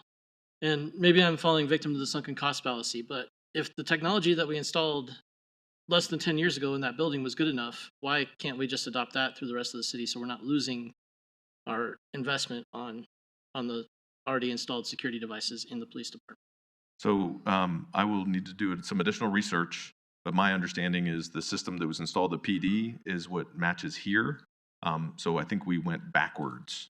That was done prior to my arrival, so I apologize. I don't have all the details, but I can tell you that the system here is the same at PD, which leads me to that conclusion.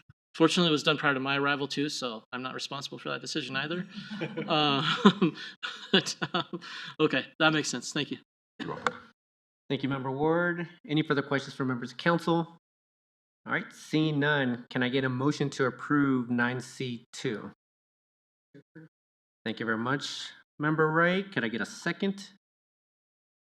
Thank you very much, Mayor Pro Tem. All right, any further comments from members of council? Seeing none, can we please vote?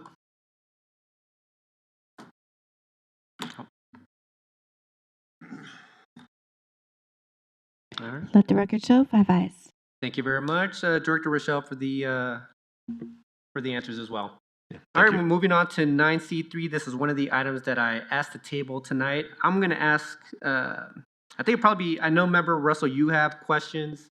Is it okay if we ask those if we're able to get approval on tabling this item? I guess I'll ask. Oh, no? Oh, okay. Well, still, I guess I will ask, I would like to make the motion to table this item to, gotta see what the Monday or the Tuesday after Labor Day would be. That'd be September 2nd. September 2nd. So yeah, can I table this item to September 2nd? This is 9C3. Oh, I have to move it. There we go. Can I get a second? Second. Thank you very much, Member Ward. Any further comments? Can we please vote?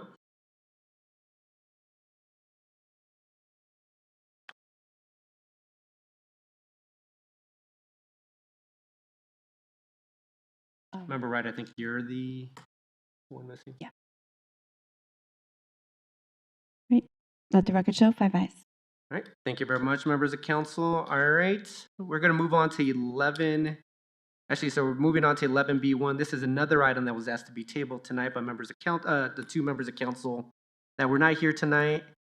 So I will make a motion to table this item to September 2nd as well. 11B1. 11B1, yes, tax exempt lease purchase financing model. Oh, actually, I think, there we go.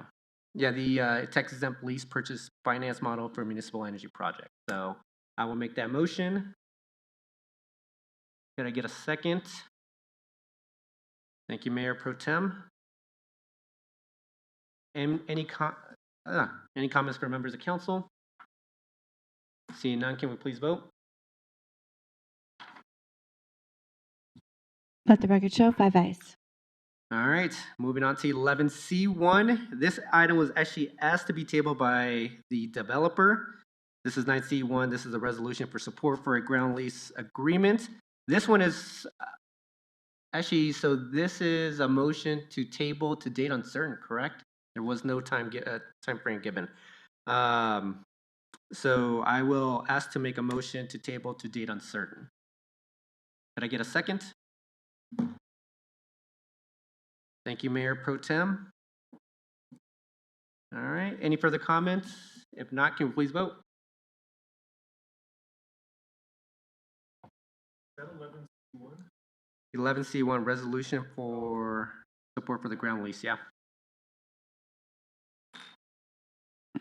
Let the record show 5 ayes. All right, thank you very much, members of council, for that. We are now moving on to 11C2. We actually do have this item to speak about tonight. We have Director of Utilities and South Platte Renew, Peter Van Rye, as well as our Deputy Director of Business Solutions, Sarah Stone. Peter, I know that you want to speak about this item, so. Yeah, let me just. When you are ready. Let me get to it here in a second. Okay, thank you, Mayor and Council. Here tonight to present an exciting project that we are all very excited to bring before Council because this is one of, in terms of like projects that have tremendous impact, this project has significant impact for the resiliency of the water system for the city of Englewood. With me tonight is Deputy Director Stone, as well as Utilities Engineering Supervisor Cliff Stevens is in the back as well. And they both have been working for quite some time, past several years, with Denver Water to create this emergency interconnection. And the interconnection is important, like I said, for resiliency because it creates the redundancy for our system where we have none right now. And the most significant example of that is if something catastrophic were to happen to the Allen Water Treatment Plant. Right now, that is our only treatment plant. That's the only way we can treat water and deliver it to our customers. So it is a single point of failure if something were to occur to it. Fortunately, it's in decent running order, but catastrophes happen. And so what this project does is it creates a redundant interconnection with the Denver water system to be able to use in emergency situations. So that's what we're here to talk about tonight. So this is actually not new. There used to be interconnections between Denver water system and the city of Englewood. There's one major connection at Oxford and Clarkson. And then there were several other smaller ones, like little 6-inch ones here and there that would provide interconnection. Those were all abandoned years ago, decades ago.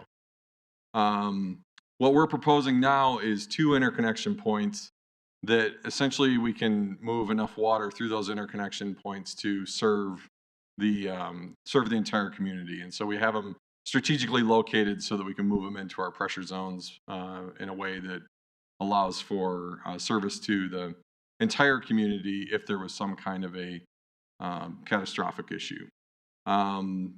You can see in the drawing there that red outline is the Denver water service area, so it goes all the way out to DIA. You can see that, and right in the middle, that blue is Englewood service area. So we are affectionately referred to as the donut hole in the Denver water system. So the entire system is completely surrounded by Denver water, and so that's where an interconnection for emergency purposes makes a lot of sense.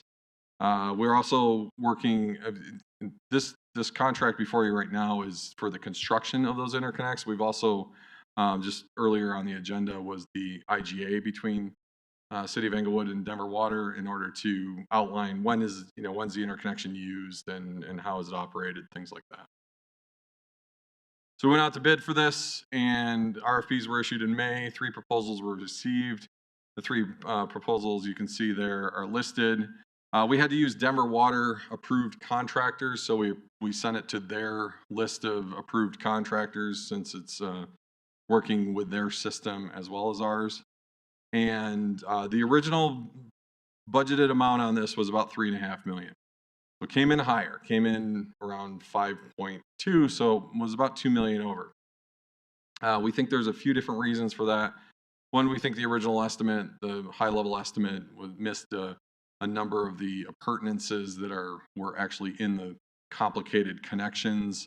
And then working through Denver Water's standards added, we believe, some costs. So how we have accounted for that is this, over the last year, Deputy Director Stone submitted an amendment to WIFIA in order to get this project included into the suite of projects that are funded by WIFIA. And so by doing that, this is not a direct impact to our fund balance bottom line. It utilizes WIFIA funds in order to do that. So we have about 40 million in WIFIA funding that's allocated across a suite of projects across the entire system.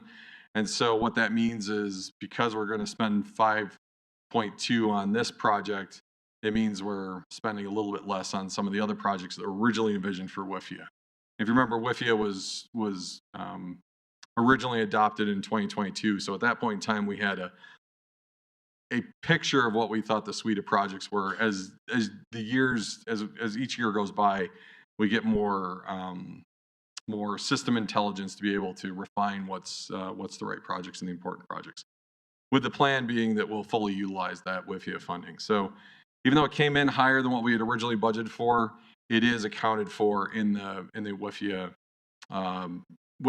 loan, because of that work that was done, led by Deputy Director Stone over the last year, to get that into that suite of projects. So the reason we went with T. Lowell Construction is we think they had the best approach and understanding of the project. We think they also had the most realistic schedule. I think sometimes contractors have unrealistic expectations in schedule, and when they go awry, that's what leads to change orders and things like that. So when we're looking at the best proposal, we're not always looking at the bottom line price. We're looking at, does the bottom line price match what we think the project should be and how it should be executed? And so the proposals were all fairly close, but based on what the proposals showed, the selection committee believed that the T. Lowell construction proposal was the best executed of the three. So we would propose to add a 10% contingency, staff managed contingency, for a total project authorization of $5,783,250. And just incidentally, this was recommended for City Council approval during the August 12th Water and Sewer Board meeting. So I'll open up for questions. Director, thank you very much for that presentation. Any questions from members of council? Go ahead, Mayor Pro Tem. What, I guess when I imagine this project, I think of a big pipe with a big valve on it. What makes it $5 million? So if you look at if you look at this is a real high level view of it, but all of that is underground vault system. So it's an underground vault that has a whole bunch of connections and valves and appurtenances in it that measure flow rate and all those things. When you start to go underground, you build a big concrete vault, and then you put a whole bunch of expensive water related items in it. That's what causes it to go up. Because you got to remember, we're trying to also regulate pressure between the two systems. We're trying to regulate flow between the two systems. So when you're trying to connect two major systems together, there's a lot of controls in there that aren't necessarily shown. There's also additional actual SCADA controls that were required and monitoring that was not originally considered. And so because of Denver Water's requirements, there's more items that are required in it. So it looks like it should just be connect a couple pipes, but it gets complicated because of how we're trying to flow water. Is it more complicated than the old system that was abandoned decades ago? I can't necessarily speak to the old system. I think correct me if I'm wrong, but it's one of them is in the same location, so we're using the same location. The other ones were just a bunch of small interconnections, and I think where those came from is, prior to in the 1950s, Englewood Water was served by Denver Water, and it was then with the city council decided to separate and become an independent water agency, and so a number of those connections were just made because the networks were connected as part of the Denver Water built system up through the 40s. And so over time, those have all been disconnected so that there's a true isolation between the two systems. Got it. Okay, thank you. Peter, I guess I got a question. We had that E. coli scare, what, 2021, somewhere around there, right? Where it was limited to one house, but we were unable to distribute water for a few days there. Does this protect against that? I would say it does, in the sense that if there's a significant problem within our system that we can't identify, they're likely not going to connect to it. We would have to figure out how we're flushing out that system and utilizing water to backfill once that issue is flushed out. So I don't know if this would have necessarily done anything different, because we were able to flush that system because of the use of the Allen treatment plant. So we ran water through and flushed it through.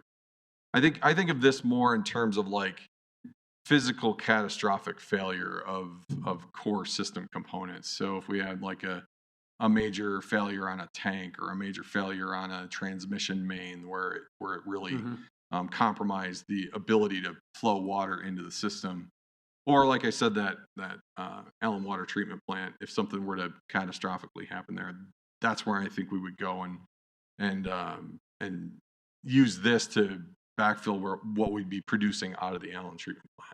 Okay. Thank you, Peter. Member Ward, go ahead. How did we choose the interconnect sites? Because when I look at this map, and I don't know that I'm looking at the right one, but they both align with Clarkson, and they both appear to be south of 285. Is that correct? Yeah, so it has to do with zone. It has to do with our pressure zone breaks. Or not breaks, but it has to do with our pressure zone. So what it allows the interconnection does is it allows a certain amount of the water to flow into pressure zone 2 and a certain amount to flow into pressure zone 1. So the locations are based on a dividing line where our pressure zones are the dividing line between the pressure zones. So that's why they were chosen there. Is they're on the east side of the system where we can flow water to the west through the system, but you want to be able to flow into pressure zone 2 and pressure zone 1. So pressure zone 1 is lower than 2, so you want to make sure you can get into both of those pressure zones. Okay, so the system is designed differently than I would imagine. Like I think about up at the hill, in the far northwest corner of Inglewood, these interconnects are quite some distance from there. Yeah, which is actually how the system works now. Is it flows water all the way up into that. It flows water through the valley and up into the northwest side, and so you're able to. The pressure zone equalizes across the system, so you have the two white overhead tanks, and so once you get water into the distribution system, you can flow it in through that system you can pump it into those areas so that you can then feed those pressure zones. So that's why it does look like they're close, and it doesn't necessarily seem like it makes a lot of sense, because you'd think there'd be on the west side and one on the east side, but it's in order to flow into those pressure zones according to how they operate. Okay. If I was an engineer who was neck deep in our water system every day, it would make a lot of sense to me. That's what I hear you saying. I think it would make a little more sense. All right, thank you. Thank you. All right, any further questions for members of council? All right, seeing none, can I get a motion to approve 11C2? So moved. Thank you very much, Member Ward. Could I get a second? Yeah, neither do I. Now we do. All right, at least I do. Okay. All right. Mayor Pro Tem, did you have a second? I can. Done. Perfect. It is. I was going to say it's taking some time. All right, now any further comments from members of council? All right, go ahead, Member Ward, and then Mayor Pro Tem. I just want to acknowledge how big of an accomplishment this is for our city. This is one of the culminations of all the planning that we've done over the last 5 years to 10 years. As you indicated earlier, currently we really don't have a way to get water if we have a catastrophic failure in the plant. And so I'm really proud of the work that staff has done on this, planning for even the worst day that we could have in the city, and making sure that we have a means of getting critical infrastructure to work when the chips are down. So thank you. Thank you. All right, seeing no further comments, members of council, can we please vote? Let the record show 5 ayes. All right, Director, thank you very much to you and your staff for this. Thank you. Appreciate it. Thank you so much. All right, everyone, we are now moving on to Mayor's Choice. So real quick, I did want to just start off by just stating that August 25th will be a special meeting due to the executive session that we will be conducting the city manager and the city attorney annual reviews. So meeting will still take place. Actually, sorry, it's just a special meeting at this point. So we'll be taking place next door in, should be next door in the, I'm trying to think what this room is called. The meeting itself will take place in the community room at 6 o'clock, but the executive session will be the last item on the agenda. So, all right, and just to follow up on just Mayor's Choice, just a few things just to make everyone aware. But tomorrow, I'm actually going to be at the Littleton, City of Littleton council meeting, as I will be one of the 3 mayors, Sheridan as well as Littleton, will be there as well to accept the U.S. Mayor's Climate Protection Award that is given to the City of Inglewood along with City of Sheridan and Littleton. I'm trying to think of the award that we're getting because there's so many that have come down the pipe, but it's not around biogas, as I was pointing out to our city manager. But I will be there. The meeting's going to take place at 6:30. So I will be at the City of Littleton meeting tomorrow night. For Wednesday night, actually Thursday night, conversations with council will be at Little Man Ice Cream. I will be in attendance. That one is at Little Man's on Hampton and what is that? Is University. So I will be there 5 to 7. So hopefully other members of council are able to make it as well. As well as on Thursday, I completely forgot about this, but well, actually I didn't. But the joint council meeting between Littleton and Inglewood is taking place. This is for the South Platte Renew project. So we will be starting at 7:30. As you know, I will be there late at 8 o'clock as I'm dropping off my son, but I'll be there from 8 to 9:30. And then we'll have a 9:30 to 10 celebration for the biogas project as well. So hoping to see other members of council there as well. And last but not least, the Inglewood Block Party is this coming Saturday. I hope everybody is able to, or as many of you are able to attend. I will be there, not sure exactly what time, but always a great time.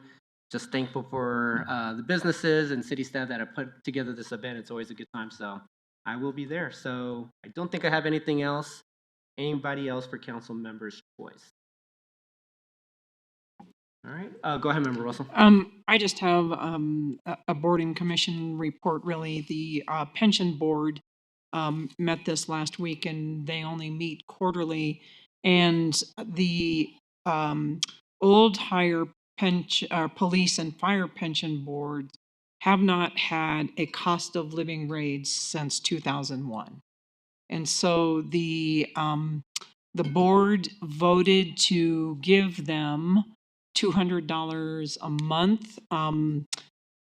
Actually, they made a motion to give them $200 a month for the year 2026, and all of it be payable by the end of January, giving it to them in a lump sum.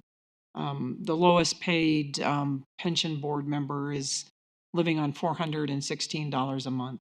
And so I believe that this is one thing that needs to be our priority, because they were our first responders that put their lives on the line for us. And so I would appreciate that we consider that, especially when the budget talks are coming up.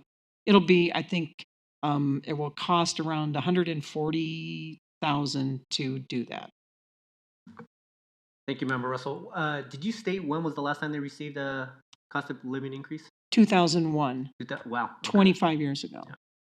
Thank you very much, Member Russell. Right. So this will be coming in front of us as part of the budget conversations. I think it's coming in front as part of the budget conversations, but if not, it will come as a One way or request another, it for will. money. All right. Thank you very much, Member Russell. Mhm. All right. Anyone else for council member's choice? Not city manager's report. Thank you, Mayor. I'll just give a quick plug for the block party. It's this Saturday, August the 23rd.